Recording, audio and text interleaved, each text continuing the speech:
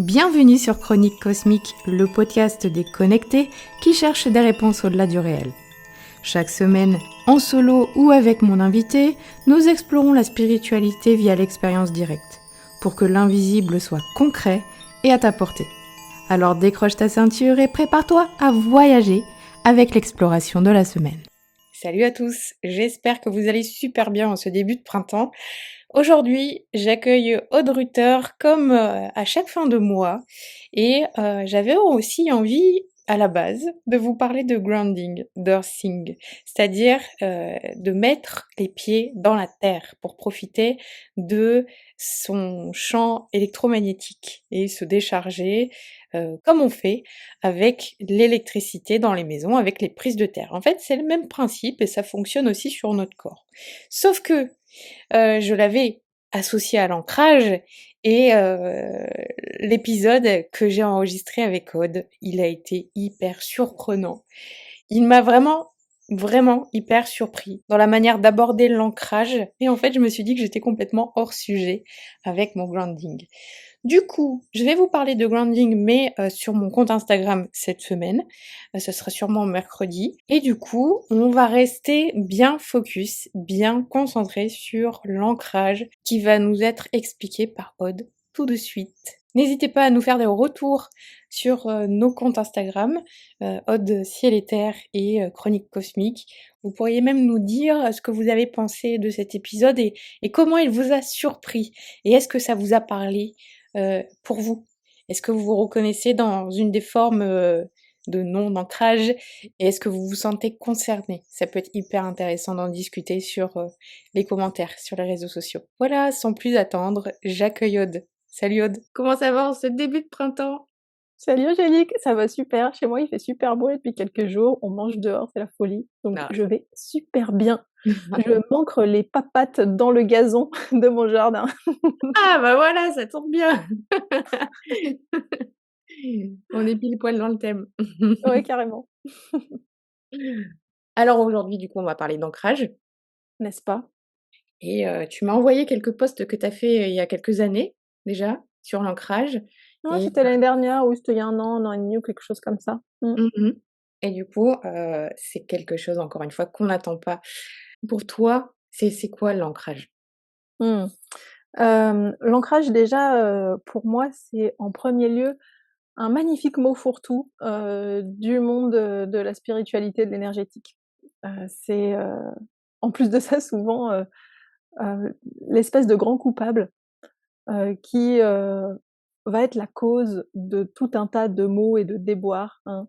Heu, Parfois on ne connaît même pas ce mot ancrage et puis tout d'un coup on veut faire un soin énergétique et on apprend qu'on manque d'ancrage et que, c'est, la cause de nos soucis à développer nos capacités extrasensorielles, de nos problèmes à harmoniser nos chakras, du fait qu'on soit dans la lune en permanence, de tout un tas de soucis et finalement, on commence à faire une fixette sur l'ancrage et on se dit qu'il faut absolument travailler ce truc-là, sinon on ne s'en sortira jamais dans notre développement spirituel, émotionnel et cetera et cetera. Donc moi, j'ai énormément de gens, qui me disent: «Voilà, mes problèmes principaux, c'est que je manque d'ancrage et ça me pourrit la vie» et cetera. Ah carrément. Oui, parce qu'en fait, ils se sont mis en tête que c'était la cause, d'un certain nombre de leurs problèmes, alors qu'en réalité, le manque d'ancrage n'est plus et surtout, en fait, la conséquence, hein. C'est le bout de la chaîne et pas la cause et souvent, on a tendance à mélanger les 2, à les intervertir, à intervertir cause et conséquence. C'est un petit peu, tu sais, comme quand on dit, «J'ai un déséquilibre au niveau de ce chakra», heu, admettons, j'ai un déséquilibre au niveau du chakra du plexus solaire, donc je n'arrive pas à gérer mes émotions. En fait, non, c'est l'inverse, c'est: «Je n'arrive pas à gérer mes émotions, donc j'ai un déséquilibre au niveau de ce chakra» et bah, pour l'ancrage, c'est pareil, c'est: «J'ai telle problématique et du coup, en conséquence, j'ai un manque d'ancrage». Mais finalement, aller travailler sur son ancrage, Hem, bah, ça ne sert à rien. On peut, travailler sur l'ancrage pendant 10 ans, mais si on ne va pas à la cause du problème ou des problèmes qui génèrent cette problématique d'ancrage, et ben, on pourra faire toutes les méditations du monde qui nous feront pousser des petites racines, sous les pieds, ça changera pas grand-chose, au schmilblick, tu vois? Très, très, très intéressant. Et avant d'aller plus loin, c'est quoi, les symptômes d'un manque, d'ancrage? Mmh.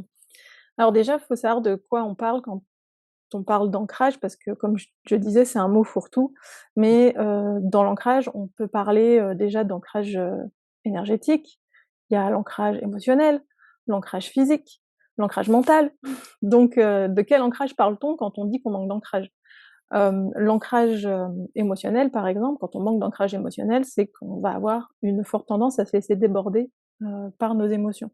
OK. Ce qui est évidemment en lien avec une problématique ou une un domaine que je connais très bien, qui sont les traumas émotionnels. Si tu ne vas pas travailler tes traumas émotionnels, tu manqueras d'ancrage émotionnel peut-être toute ta vie. OK. L'ancrage mental, c'est le manque d'ancrage mental, c'est la tendance à, être particulièrement dans la lune, à, décrocher, à avoir du mal à se concentrer. Mais ça aussi, la cause du manque d'ancrage mental, ça va être souvent, lié à des problématiques de dissociation. Dissociations qui sont aussi liées à des traumas du corps. Le manque d'ancrage physique, va se traduire par une problématique, autour de, la psychomotricité. Tu sais, quand tu arrives pas à négocier, les encadrements de porte et qu'en fait, tu tapes le petit doigt, Mmh. dans l'encadrement de ta porte ou dans la table basse et que tu fais ça très, très régulièrement, ou alors tu as des grandes phases de, maladresse et que tu fais tout tomber. Voilà, tu as beaucoup de mal à te repérer dans l'espace, tu passes ton temps, à te fouler la cheville ou, Mmh. voilà, pas être très, très, très, très, comment dire? Dans ton corps quoi, en fait, bien aligné à l'intérieur de ton corps. J'entends plein d'auditrices qui font: «Ah ouais, ouais, ouais», comme moi.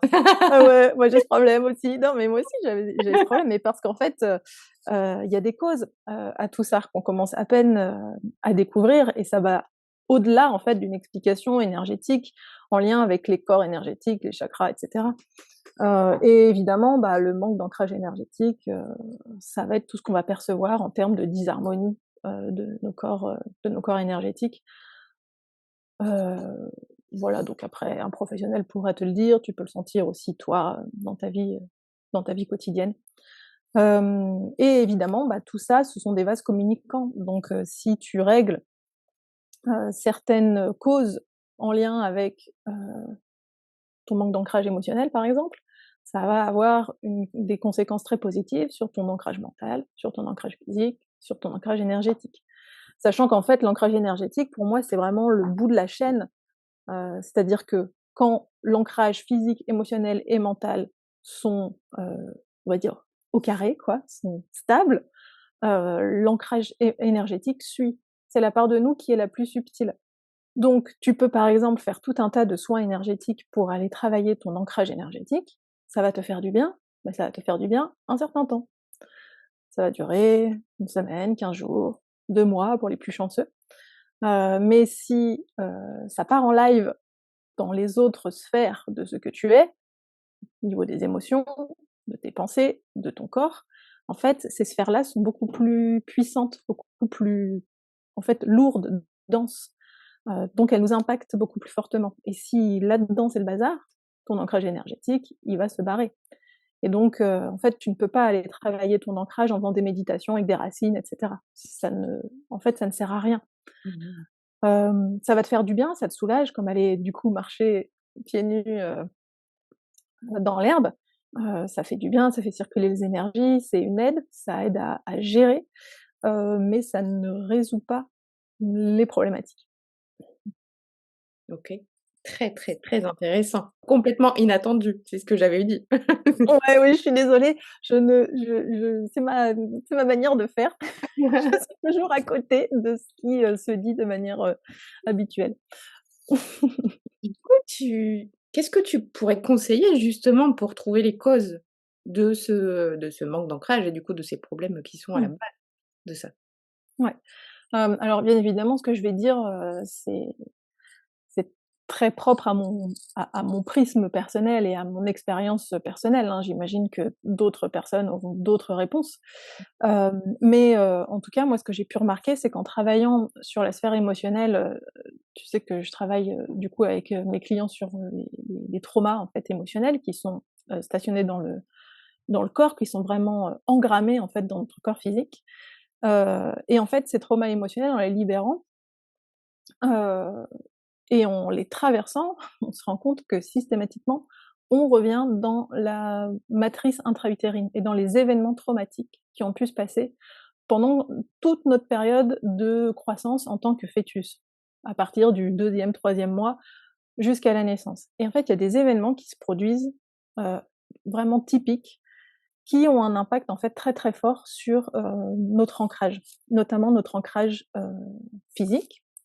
Heu, Petit exemple notamment, pour l'ancrage physique, les personnes qui ont une tendance, à avoir des problèmes psychomoteurs, qui, comme je te disais, ont des grosses phases de maladresse, qui se sentent pas forcément, bien encastrées dans leur corps, qui se sentent décalées à côté de leur pompe et cetera. En fait ça, ce ne sont que des réminiscences, des réactivations d'un événement intra-utérin, tout bête, mais très traumatisant, qui est en fait l'asphyxie du fœtus. Mmh. Le fœtus, c'est quelque chose qui est en fait très courant. Le fœtus peut s'asphyxier parce qu'à un moment ou un autre, il va y avoir une problématique au niveau de son cordon ombilical. Il va se retrouver pincé, donc le cordon, il va faire, un nœud sur lui-même, il va être, pincé parce que, la personne va enfin, le fœtus va être appuyé dessus, ou alors il va faire un tour autour d'un membre et cetera. Et en fait, la diminution de l'oxygène, qui passe dans le cordon et qui est véhiculé par le sang, va en fait entraîner une asphyxie progressive et parfois l'asphyxie est telle qu'il y a une perte de connaissance du fœtus et que cette perte de connaissance amène à une décorporation.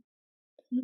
Donc la conscience, littéralement, quitte le corps et évidemment, une fois que, la conscience a quitté le corps, elle se rend compte que tous les symptômes physiques de douleur liés à l'asphyxie qu'il était en train d'expérimenter, ont disparu parce qu'il est détaché de son corps.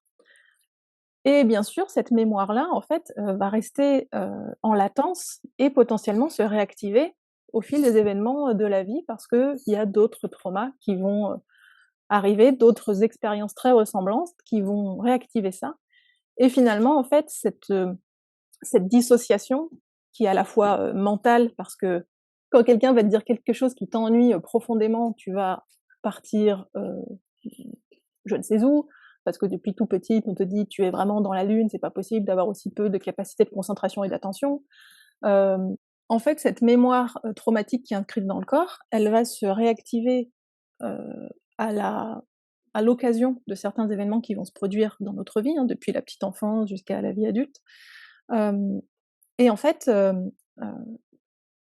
des personnes qui, sont en réalité qui se dissocient, c'est-à-dire qui vont perdre leur attention parce qu'on leur dit un truc qui les emmerde, pendant trop longtemps ou qui sont face à une situation inconfortable, qui les fait souffrir, donc qui partent, qui se déconnectent en fait de la réalité et qui partent dans leur imagination et qui partent, elles ne savent même pas où elles partent.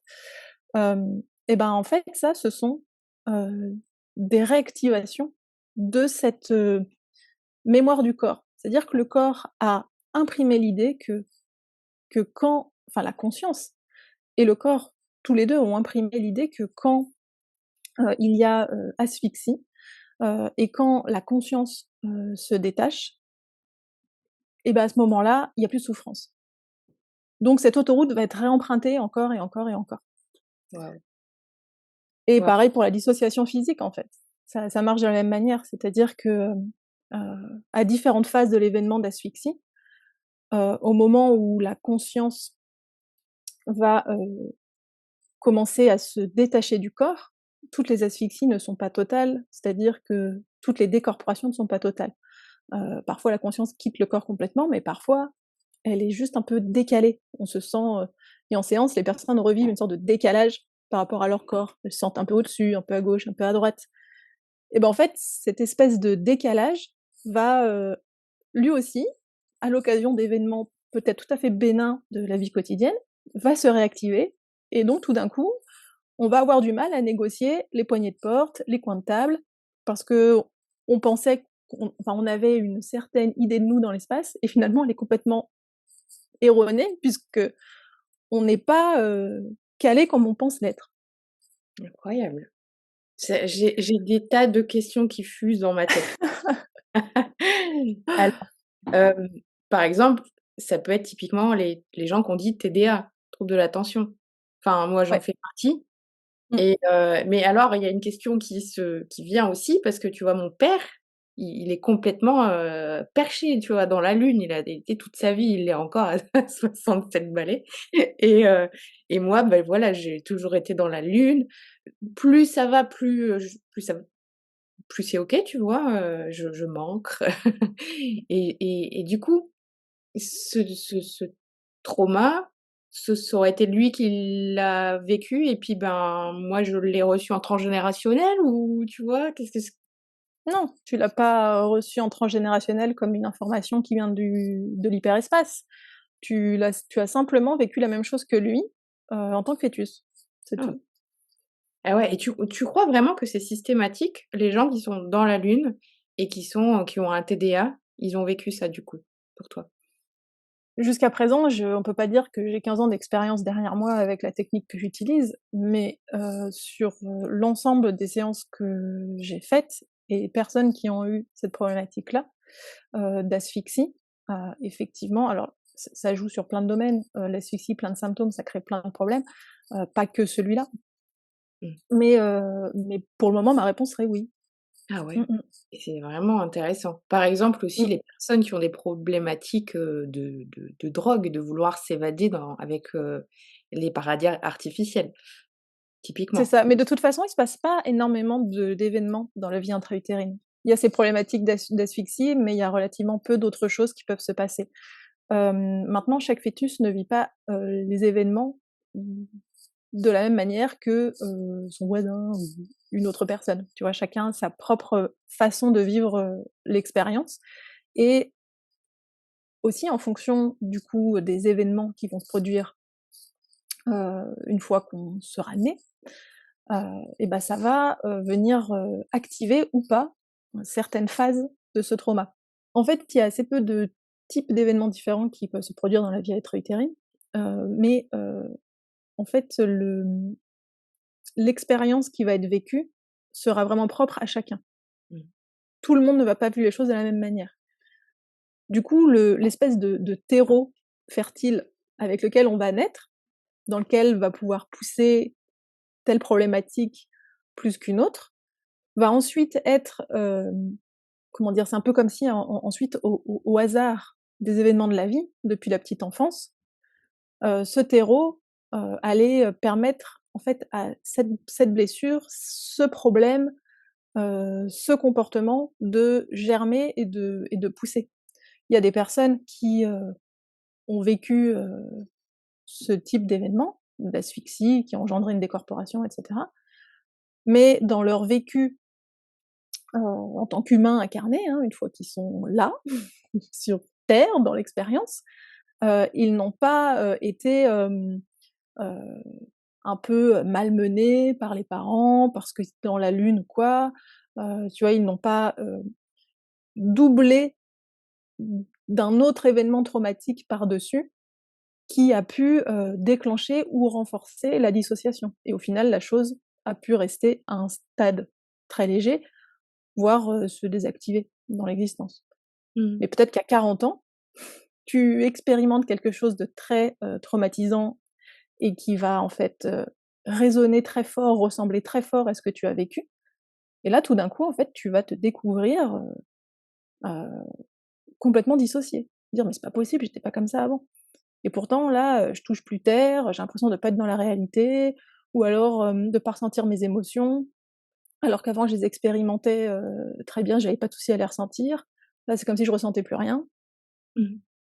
Voilà, parce qu'en fait, il y a un terreau et ce terreau-là, et ben, il est toujours disponible, il est toujours prêt à faire pousser des choses très spécifiques. OK. Beh, une dissociation, ça serait, est-ce que ça pourrait être, par exemple, une personne juste qui prend, une drogue, bizarre et elle revient très, très mal dans son corps et là, elle est restée perchée pendant un petit moment? C'est arrivé à une amie à moi. Du coup, Mmh. est-ce que ça pourrait être un rappel, par exemple, d'une Ouais, tout à fait. c'est ça? Oui, parce qu'en fait, un fœtus qui va, s'asphyxier et puis, sortir de son corps, hem, donc perdre connaissance et puis sortir de son corps, la plupart du temps, la sortie de corps est très agréable, mais parfois, le retour dans le corps est abominablement difficile. Mmh. Heu, admettons que, ce fœtus il y ait un fœtus qui ait eu cette expérience parce que simplement le cordon ombilical a été pincé, parce qu'il était appuyé dessus, et qu'un autre fœtus ait eu la même expérience, sauf qu'en fait, c'est parce que le cordon ombilical était noué autour de son cou. Et ben, celui qui a vécu l'expérience avec le cordon autour de son cou a expérimenté en plus des douleurs telles que ce soit avant de sortir de son corps ou en rentrant dans son corps, ça a été abominable. Mmh. Donc les 2 n'ont pas la même expérience et donc pour les 2, le retour dans le corps est plus ou moins agréable. D'accord. Après, tu peux revenir aussi, et tu es décalé. Ton corps énergétique est décalé. Les gens qui sont désalignés, on peut aussi dire qu'ils sont pas plus ancrés ou on parle de Ouais, désalignement? c'est ça. Oui, Ouais, c'est en c'est un désalignement pour le coup, énergétique et physique, mmh mh. les 2. Et ça en fait, bah, c'est des choses qui ne peuvent être résolues qu'en allant régler le trauma en fait. Mmh. Heu et le trauma, c'est quoi? C'est juste de l'information dissonante qui est dans le corps OK. physique. Mmh. Et le corps physique, lui, si tu veux, c'est une machine qui est autonome. C'est-à-dire que nous, on a beau vouloir très, très fort aller dans une direction, si le corps, lui, il a décidé d'aller dans l'autre, c'est comme ça que ça va se passer. Il sera toujours plus fort. Donc il faut aller désengrammer l'information. Mais pareil pour le manque d'ancrage, émotionnel. Hem, tant que,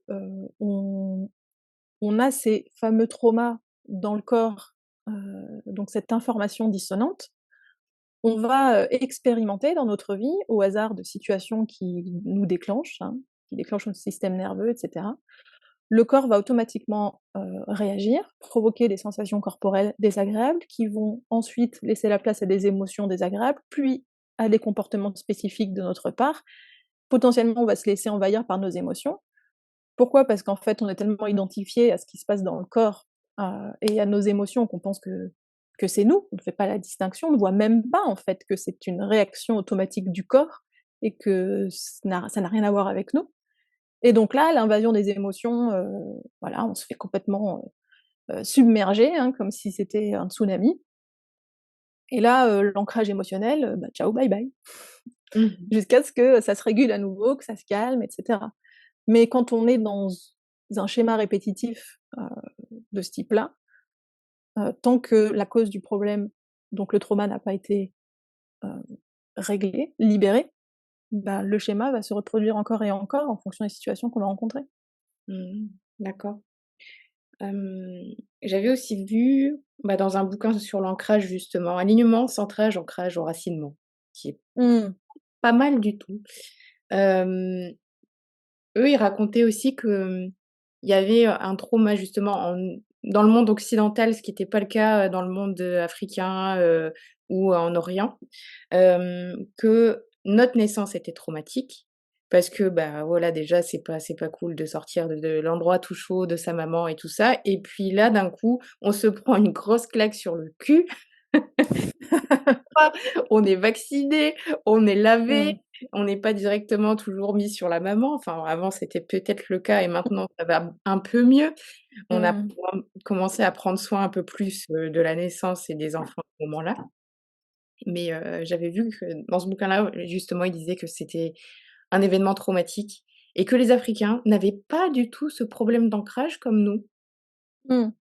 Il y a plusieurs choses en fait là-dedans. C'est qu'effectivement, en Occident, on s'est beaucoup coupé de la nature, donc de la nature de tous les processus en fait, notamment celui de la naissance. Hem, je pense franchement que la naissance est traumatique pour tous les humains, hein, qu'ils soient, d'Orient ou d'Occident, parce que, en fait, rien que le simple passage à travers le canal, heu, pelvien de la mère, c'est un enfer. Mmh. C'est un enfer, clairement. Hem, Même des naissances qui se passent de manière complètement fluide, moi j'en ai pas mal des personnes qui revivent leur naissance, qui me disent que tout s'est bien passé, il y avait pas de problème, puis en le revivant, c'était juste l'horreur. Ah! Donc leur appréciation à eux, en tant que petit humain, n'était pas du tout celle qui était faite de l'extérieur. Ensuite, je pense qu'en Afrique, en Orient et dans d'autres parties du monde, il y a aussi des bébés qui naissent avec le cordon autour du cou. Il y a des naissances qui prennent des heures et des heures, donc il y a des asphyxies qui se font. Il y a des douleurs dans le corps parce que ça dure trop longtemps. Mmh. Donc il y a du trauma malgré tout. Maintenant, chez nous, on est venu en rajouter une couche. Pourquoi? Parce qu'on coupe le cordon trop tôt, donc ça aussi, ça a une incidence. Mmh. Hem, Effectivement, on vaccine très tôt, donc ça a une incidence. On n'est pas forcément bien manipulé, donc ça va créer des sensations très désagréables pour le bébé, des sentiments, de passer dans des trous d'air, hein, comme quand on est en avion. Ah. Donc il y a plein de choses, en fait, dans le milieu hospitalier qui se font et qui viennent, aggraver un petit peu, la situation, quoi. Mmh. D'où l'intérêt de prendre des doulas maintenant, qui font ça très, très bien et qui font ça à la maison.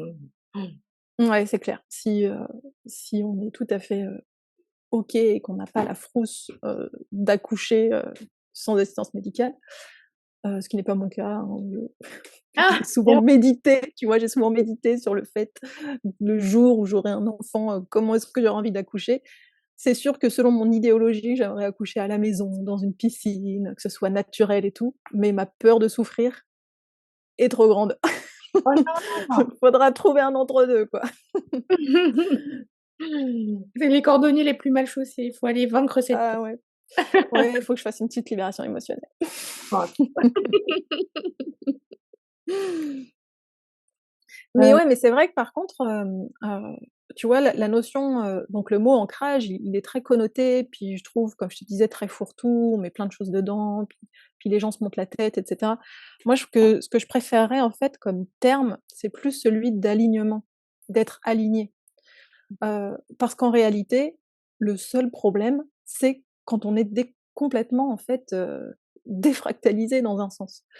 Hem, Quand notre corps physique fait quelque chose, que nos pensées font autre chose, que nos émotions sont en train de faire autre chose, que notre volonté essaye d'aller dans une direction dans laquelle les 3 ne vont pas, là effectivement, il y a un problème. C'est un Et sacré on est et là, il va falloir réaligner tout ce petit monde pour que tout le monde veuille bien aller dans la même direction. mmh. C'est ça qui engendre une problématique d'ancrage, quoi. OK, mais comment on fait? Bah, on travaille, sur certaines de ces sphères, en fait. C'est comme je te disais, c'est des vases communicants. Moi, mon approche, elle est émotionnelle et je me rends compte qu'en allant travailler sur l'émotionnel des personnes, ça a un impact extrêmement bénéfique sur tout le reste. Hem, Aller travailler sur la sphère mentale, jusqu'à présent, je trouve pas ça très efficace. La conscientisation, la compréhension, l'analyse, disons que ça va satisfaire ta part mentale, mais c'est pas elle qui est la plus puissante dans ton corps. Mmh. Ce qui est le plus puissant, en fait, c'est ton corps physique et ta sphère émotionnelle. C'est ça qui a le plus de pouvoir sur toi. Donc si tu nettoies ça, le mental va suivre, ça va arrêter de tourner dans tous les sens, hein. Ça va arrêter de douter, d'avoir des peurs partout, parce qu'en fait les peurs, elles sont dans la sphère émotionnelle et dans le corps. Donc si tu nettoies ça, en fait, le mental finit par se calmer et par, être aligné avec, le reste et du coup l'énergétique suit derrière. D'accord. Bah, alors Et à concrè partir du moment où tu es aligné, tu peux les travailler en conscience et puis finir de voilà, de peaufiner, tes petites problématiques, de vie, hein. Évidemment, on n'est pas constitué que de traumas, donc il reste des problématiques derrière à gérer, mais c'est moins c'est beaucoup c'est un bien moins grand défi. d'accord. Mais du coup, alors on prend soin de son corps, Mmh. simplement? On fait du sport, on fait du yoga, on Ouais, c'est une bonne manière d'aller, travailler son alignement. En mmh. fait, à partir du moment où tu as évacué tout le trauma qu'il y a dans ton corps, le trauma qui fait qu'en fait ton corps va réagir tout seul aux événements de la vie et te faire adopter des comportements que tu ne veux pas adopter, qui va te faire perdre le contrôle de ton existence. C'est ça que ça fait le trauma. quand il y a plus de trauma dans ton corps, et ben, effectivement, tu peux aller, plus facilement travailler en conscience. Puisque tout le monde est à peu près OK, hein. Toutes les sphères qui te composent sont à peu près, voilà, vont à peu près dans la même direction. Donc là, effectivement, aller faire du sport, ce n'est plus juste simplement une technique de gestion pour éviter, que, tu te dissocies, que tu te laisses déborder par tes émotions, que tu rumines tes contrariétés de la journée. Tu vois, ça, tu ne fais plus du sport pour ça. Tu le fais pour, encourager une sorte de tu alimentes un fonctionnement positif, tu vois? Un cercle vertueux, Mmh. tu es vraiment beaucoup plus donc dans le travail en conscience et là, bah, tout le monde avance un peu dans la même direction. Donc effectivement, faire toutes ces choses, s'occuper de son corps, heu, être à l'écoute de ses émotions, de ses envies, de ses rêves, de ses limites, aller se ressourcer dans la nature quand on en sent le besoin, heu, marcher dans l'herbe, faire des méditations, écrire ses pensées, chanter sous la douche, tu vois? Tout ça, en fait, ça vient alimenter ton alignement. Parce que le trauma du corps n'est plus là. Il y a plus de trauma. Donc c'est beaucoup plus fluide, en fait. D'accord. Tu avais parlé dans tes posts de tu sais, d'accepter son dans la lunisme aussi. Ouais, le fait d'être dans la lune, alias le dans la lunisme. J'adore. Mais oui, parce qu'il y a pas mal de choses, en fait, qui passent par, malheureusement, le mot, qui revient systématiquement, l'acceptation. Oui. Parce que, être, être dans la lune, c'est pas forcément que être dissocié et ce n'est pas systématiquement synonyme, de manque d'ancrage. Ah oui. Parfois, on fait des associations, en fait, d'idées, mais et de concepts et de notions, mais ça peut tout simplement être un fonctionnement. C'est juste que, si on t'a mis dans la tête que c'était quelque chose qui était déconnant chez toi, Mmh. et ben, là, tu rentres en conflit, en fait, avec ça. Ouais. Vraiment, la dissociation, c'est, ça va plus loin que simplement le fait d'être dans la lune. C'est vraiment le fait de couper avec la réalité qui est sous tes yeux pour, éviter l'inconfort et la souffrance que ça peut te faire vivre. Mais, si tu es aussi une personne, qui a toujours eu beaucoup d'imagination, qui a eu son petit monde intérieur où il se passait plein de trucs, voilà, plein d'histoires et cetera, puis ça a évolué au fil des années, je veux dire, en quoi est-ce un problème, hem, d'avoir ce type de fonctionnement? Mmh. C'est pas un problème.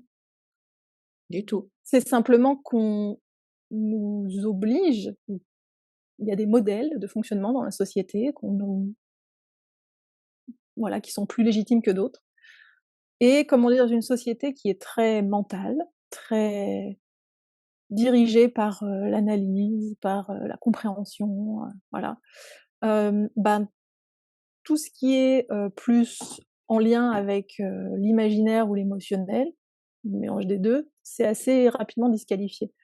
Mais tous les êtres humains ne sont pas faits pour, vivre sur un fonctionnement mental H24. J'ai même envie de dire personne n'est fait pour ça. On a juste surmusclé, le mental et il y a des gens qui sont plus adaptés à cette, manière de fonctionner que d'autres. Mais, en fait, le mental, ce n'est même pas, 25 de ce dont on est fait. Mmh. Et du Donc, être dans la lune, c'est aussi une ressource, quoi. ouais, ça donne des gens créatifs. Ouais, ça donne des gens créatifs, c'est par là que viennent les idées, que viennent l'inspiration. Et puis aussi, si on est un petit peu trop dans la lune, c'est peut-être qu'on se force à être un petit peu trop dans le mental. Donc peut-être un équilibre à trouver. Quand, on est systématiquement, dans toutes circonstances dans notre vie happé par notre imaginaire et notre monde intérieur, c'est que peut-être on essaye de trop tirer dans une direction et qu'à un moment donné, il y a d'autres parties de nous qui disent: «Youhou, nous aussi on est là et vraiment là, l'équilibre que tu nous as trouvé ne nous convient pas». Mmh. Intéressant ça aussi, cette partie-là. Donc on a le droit d'être dans la lune, bien sûr, surtout si en fait ça apporte du bien-être. Mmh. Il faut regarder, hein. Ouais. Moi, j'ai toujours été, dans mon petit monde intérieur, ça m'a toujours apporté du bien-être. J'étais capable de faire un trajet en voiture pendant 7 heures à regarder par la fenêtre et imaginer des trucs dans ma tête. Pour autant, ça va ma vie, quoi. Bah oui. Je m'en sors, j'ai les pieds sur terre, j'ai des projets, je sais à quelle date il faut remplir sa déclaration d'impôt, tu vois? Je gère le rationnel aussi. Ouais. D'ailleurs, tu conseillais, de prendre quand on est comme ça, de prendre un petit moment dans la journée, justement pour, satisfaire son dans-la-lunisme et divaguer et je me suis rendu compte que, bah, moi, je faisais ça tous les matins, en fait, en me levant, enfin, en me Mmh. réveillant. Bah, je reste dans le lit et je regarde le plafond et et je pense à rien ou je pense à plein de trucs ou je divague, quoi et c'est comme ça que je me réveille tôt, très tôt donc j'ai le temps de le faire et c'est chouette, ça fait vraiment du bien. J'ai besoin de ça, en fait. Mmh. Et ouais, mais c'est super bien parce qu'en plus le matin, c'est le moment où on a l'esprit le plus libre. Heu, la nuit nous a permis de nettoyer, on va dire, toutes les ruminations de la veille, hein, de nettoyer toutes les contrariétés parce que la veille, on a fait cramer la tarte dans le four, heu, parce qu'on s'est engueulé avec son mec qui a encore laissé traîner ses chaussettes. Voilà, mais voilà, quand on se réveille le matin, tout ça, ça a été balayé. Donc c'est un super moment pour divaguer. Et c'est vrai que c'est un truc que moi aussi je fais de temps en temps. Bon, Mmh. sauf quand je me rendors, parce que c'est vraiment trop confortable d'être dans son lit, mais Ah ouais, se réveiller, c'est fini et le mmh. pire, ce que tu disais aussi, c'était de ne pas prendre son téléphone pour regarder Ah les réseaux ouais. sociaux et parce que c'est un leurre. Tu Ouais, dis c'est l'hypnose. voilà, on est sous hypnose plutôt qu'en état de divagation. C'est un petit peu, comme quand, finalement tu vas lire un bouquin au lieu d'aller regarder, une série, quoi. Mmh. Ouais, c'est ça. C'est que ta créativité va être, beaucoup plus stimulée en lisant un livre que juste en regardant une série qui va en fait tout imposer. Mmh. Mais finalement, prendre un moment dans la journée, c'est pas suffisant, tu vois? Hem, faut en prendre plusieurs, quoi, autant qu'on en a besoin. Mmh. Et tu peux faire ça à travers toutes les activités de ta journée. Ouais, toi, tu disais en conduisant, tu Ouais, faire moi j'adore, faire ça en conduisant, tu vois? Je mets de la musique, moi la musique m'a toujours transportée et du coup, conduire, j'adore parce que c'est quelque chose, enfin je sais pas, j'aime bien la vitesse, tu vois? J'aime bien c'est fluide, c'est agréable et du coup ces 2 choses, en ensemble font que voilà, je suis dans ma tête, je divague et encore aujourd'hui, j'adore prendre la route et faire, des centaines de kilomètres. Je me dis: «Ah c'est génial, je vais avoir plein de temps pour rêvasser, quoi». pareil, pareil, je fais pareil et du coup, c'est des moments où, on peut peut-être conclure par ça, dans ces moments-là, c'est là qu'on se connecte à notre divin intérieur. Oui, c'est vrai. Pas que à ce moment-là, mais oui, notamment, dans ces moments-là. Parce OK. qu'en fait, c'est des moments où le brouhaha mental, s'arrête et aussi où les ondes cérébrales changent un peu de fréquence. Hein, on parle souvent, d'état d'hypnose et cetera, mais en fait, l'hypnose n'est pas un état. Nos ondes cérébrales passent leur temps à fluctuer et quand on est en train de rêvasser, et ben, on est sur une autre fréquence Mmh. et là, on peut capter des choses très intelligentes, de très bons conseils, de très bonnes intuitions. Voilà, notre intuition, notre moi intérieur. C'est ça. Mais tout le monde ne fonctionne pas pareil, hein. Tout le monde n'a pas cette, envie, ce besoin de rêvasser, comme ça, de s'imaginer des mondes, merveilleux, tu vois? Chacun son mode d'emploi. Ouais, exact, Donc c'est inutile d'essayer d'aller, utiliser cet outil, si on fonctionne pas comme ça. ouais. Parce que j'allais dire, on conclut, l'épisode sur l'ancrage avec, les divagations mentales, quoi, ça y est. Oui, c'est vrai. Tout ça est totalement cohérent.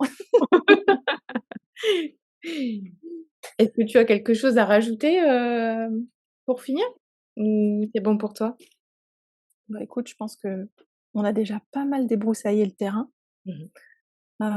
C'est vrai qu'il y aurait beaucoup de choses à dire, en fait, hein, sur cette idée d'ancrage, mais peut-être un petit conseil, c'est que si on vous dit que vous manquez d'ancrage, essayez de creuser la question, hein, de quoi il s'agit, de quoi on vous parle. Si, on vous parle de vos corps énergétiques, si on vous parle de vos émotions, parce qu'en fait, parfois on se monte la tête avec, une notion qui a l'air d'avoir une place centrale dans un univers, hein, comme, le monde de l'énergétique et en fait, finalement, il y a pas forcément lieu de faire une fixette là-dessus. Mmh. Voilà, parfois, c'est justifié effectivement, heu, parfois ça l'est moins ou pas du tout. Mmh. Voilà et puis de toute façon, bah, des traumas émotionnels, on en a tous et on a tous intérêt à aller, nettoyer tout ça pour, simplement pour être maître de nous et tant qu'on n'est pas maître de soi, ben, on n'a pas fusionné avec notre divinité intérieure et il va y avoir encore tout un tas d'incarnations. C'est normal d'avoir des problèmes. Mmh. Et bien évidemment que tant qu'on a des problèmes, tant qu'on a des challenges et ben, on n'est pas 100 alignés. Sinon on serait pas là, on serait des maîtres ascensionnés. Donc il faut aussi dédramatiser un peu la situation, quoi. OK. Très, très bonne, conclusion, c'est hyper intéressant. Merci encore Aude. Avec plaisir. C'était génial. Bah, voilà, on te retrouve, sur, ton compte Instagram Aude-Ciel c'est ça? Oui, avec plaisir. Je vous enverrai tous un petit mot de bienvenue comme je le fais à chaque fois. Et je te dis du coup, bah, à au mois prochain. Oui, ça marche pour un nouveau sujet toujours aussi passionnant. Mmh. Le mois d'avril, ça sera sur la relation corps-esprit justement, tu vois? Donc Ah! Tu as déjà ton idée? Parfait. Je ouais. vais potasser mon sujet. Salut Aude, on se retrouve à la fin du mois d'avril. Salut tout le monde, au mois prochain. Merci à tous pour votre écoute. Je vous dis à la semaine prochaine pour un nouvel épisode de Chronique Cosmique. Avant de partir, n'oublie pas de t'abonner au podcast.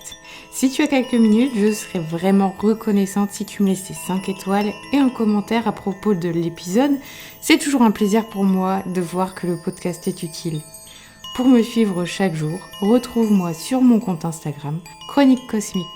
Je te dis à très vite.